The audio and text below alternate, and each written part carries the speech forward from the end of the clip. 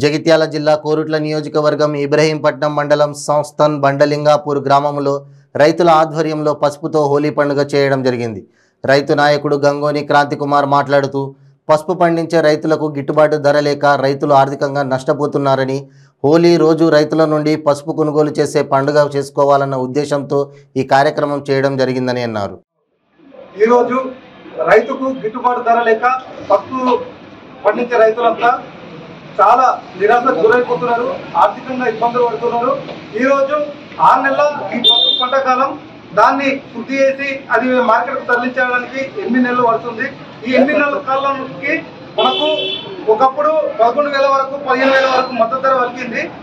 ఇప్పుడు 4,200 కూడా లేవు. ఇదే కాకుండా మెట్పల్లి మార్కెట్ కాకుండా నిజామాబాద్ మార్కెట్ లో అయినా కానీ అంతే ధర ఉన్నది. ఆఖరికి సాంగ్లీకి వెళ్దామన్నా కానీ సాంగ్లీలో కూడా అదే ఉన్నది.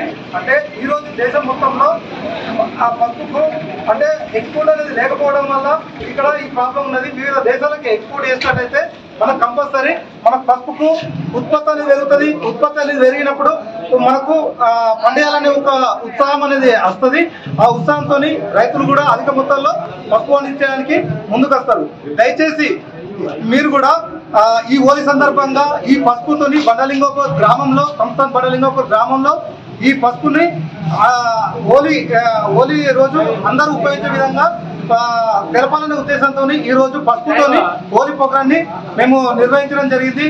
ఇదే కాకుండా ఇప్పటికీ మన భారతదేశంలో ఇప్పటికీ సాంప్రదాయంగా పెళ్లి జరుగుతుందనగా శుభకార్యానికి ముందు హల్దీ ప్రోగ్రామ్ అని పెడుతున్నారు. పసుపు కార్యక్రమాన్ని పసుపుతోని ముఖానికి రాసుకోవడం ద్వారా, అంటే దీనివల్ల ఉద్దేశం ఏంటంటే పసుపు అనేది శుభకార్యానికి సంబంధించింది కాబట్టి ఈ పసుపు వల్ల ముందు జరిగే పెళ్లి కూడా శుభముహూర్తంలో శుభంగా జరుగుతాయని చెప్పేసి ఉద్దేశంతో హల్దీ ప్రోగ్రామ్ నిర్వహించడం జరుగుతుంది.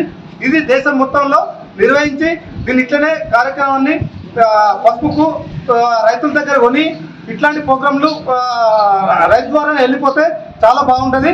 హల్దీ ప్రోగ్రాంలో కూడా పసుపు కొనుగోలు అనేది రైతు ద్వారా కొనుగోలు చేసినట్టయితే మాకు కూడా పండించడానికి ముందుకి ఉత్సాహం అనేది ఉంటుంది.